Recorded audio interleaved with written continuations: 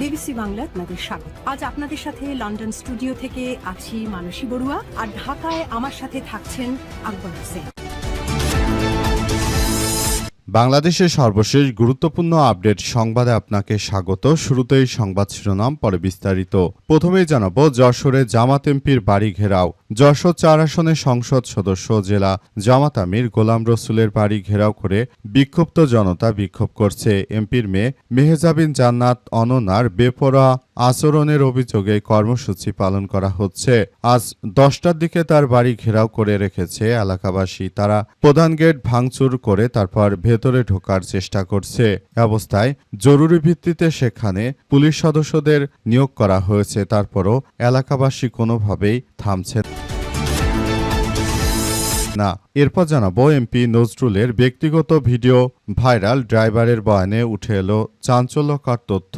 সংসদে চাকরি দেওয়ার প্রলোভন দেখিয়ে তরুণীর সঙ্গে সম্পর্ক গড়ে তুলেছিলেন জামাত থেকে বহিষ্কৃত সাতক্ষীরা ৪ আসনের এমপি গাজী নজরুল ইসলাম। বিষয়টি ধামাচাপা দিয়ে রাখার জন্য ওই তরুণীর বাবা মাসুম বিল্লাহকে ঠিকাদারি লাইসেন্স করিয়ে সরকারি কাজ পাইয়ে দিয়ে কোটিপতি বানানোর প্রলোভনও দেখিয়েছিলেন তিনি। এমনটি দাবি করেছে গাজী নজরুল ইসলামের ব্যক্তিগত গাড়ি চালক ওবায়দুর রহমান। এদিকে ২৬টি টুথপেস্টে মাইক্রোপ্লাস্টিক বিশেষজ্ঞ কমিটি গঠনের নির্দেশ হাইকোর্টের। দেশের বাজারে ৩৪ টুথপেস্টের মতো ২৬টিতে ক্ষতিকর মাইক্রোপ্লাস্টিক পাওয়ার ঘটনা তদন্তে ৩ সদস্যের বিশেষজ্ঞ কমিটি গঠনের নির্দেশ দিয়েছে হাইকোর্ট। ১৫ দিনের মধ্যে এই কমিটিকে আদালতে তদন্ত প্রতিবেদন দাখিলের নির্দেশনা দেওয়া হয়েছে। এবারে জানাবো রাষ্ট্রপতি নির্বাচন নিয়ে ভারপ্রাপ্ত স্পিকারের সঙ্গে বৈঠকে নির্বাচন কমিশন ইসি। জাতীয় সংসদের ভারপ্রাপ্ত স্পিকার ব্যারিস্টার কায়সার কামালের সঙ্গে প্রধান নির্বাচন কমিশনার এএমএম নাসির উদ্দিনের নেতৃত্বে নির্বাচন কমিশন ইসির প্রতিনিধি দল বৈঠকে বসেছে। আজ জাতীয় সংসদে ভারপ্রাপ্ত স্পিকারের কার্যালয়ে বৈঠক শুরু হয়। এদিকে নিয়ন্ত্রণ হারিয়ে ট্রাক খাদে চাপা পড়ে পথচারী নিহত। ঢাকা চট্টগ্রাম মহাসড়কের সোনারগাঁও উপজেলা সোনাখালী এলাকায় নিয়ন্ত্রণ হারানো একটি পণ্যবাহী ট্রাক উল্টে খাদে পড়ে যাইতে ট্রাকের নিচে চাপা পড়ে মাহে আলম ৪০ নামের এক পথচারী নিহত হয়েছে।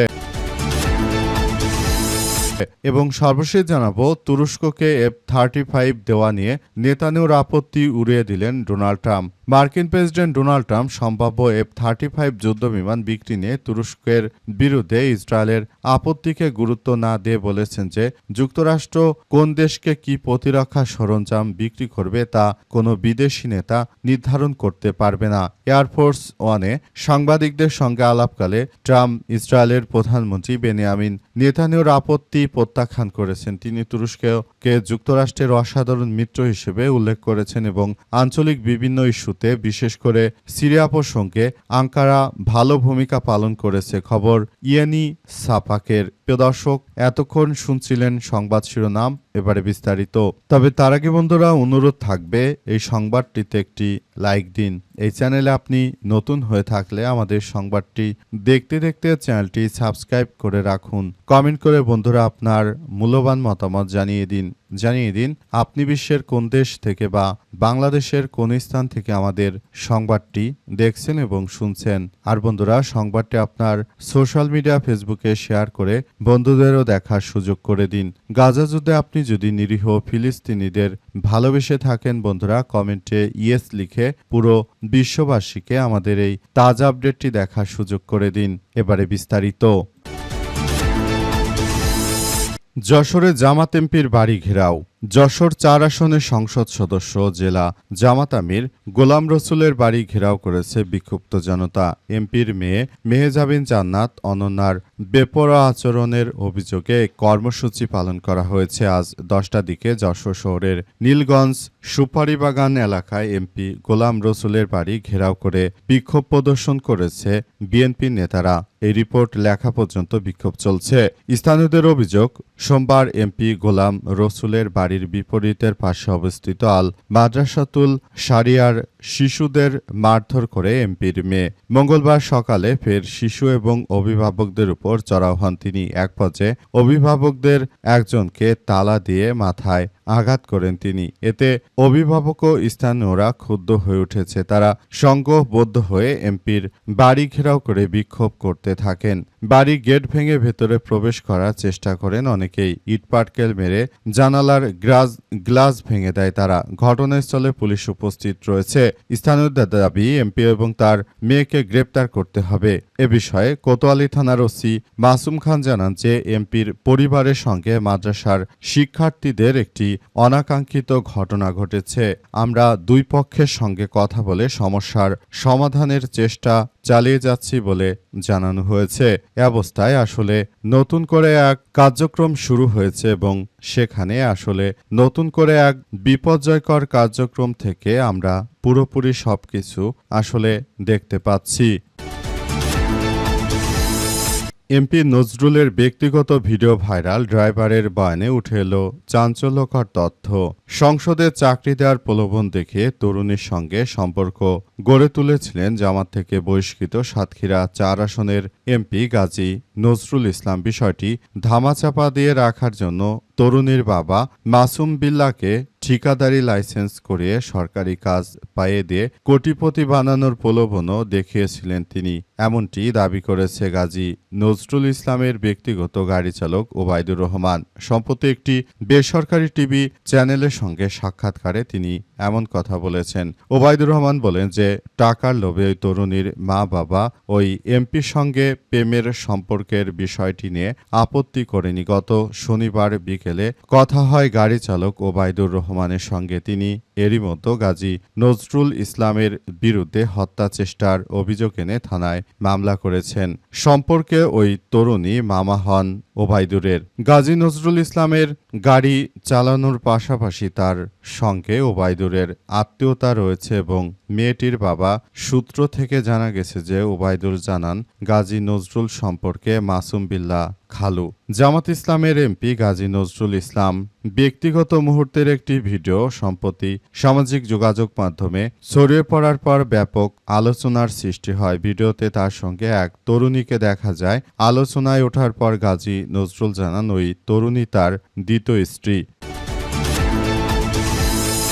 ২৬ টুথপেস্টে মাইক্রোপ্লাস্টিক, বিশেষজ্ঞ কমিটি গঠনের নির্দেশ দিল হাইকোর্ট।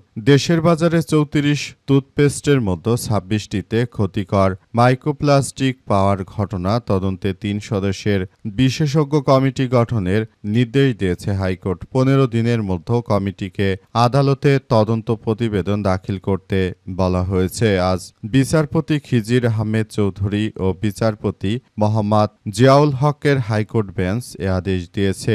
এর আগে বিষয়টি নিয়ে তদন্তের দাবি জানিয়ে হাইকোর্টের একটি দ্বৈত বেঞ্চে রিট দায়ের করে সুপ্রিম কোর্টের আইনজীবী আব্দুল্লাহ আল মামুন। সংবাদ মাধ্যমের সঙ্গে আলাপে ওই আইনজীবী জানিয়েছেন যে প্রাথমিকভাবে এই ঘটনা তদন্ত চান তিনি। তদন্তে অভিযোগ প্রমাণিত হলে পণ্যগুলো বাজার থেকে প্রত্যাহারের আবেদন করা হয়েছে।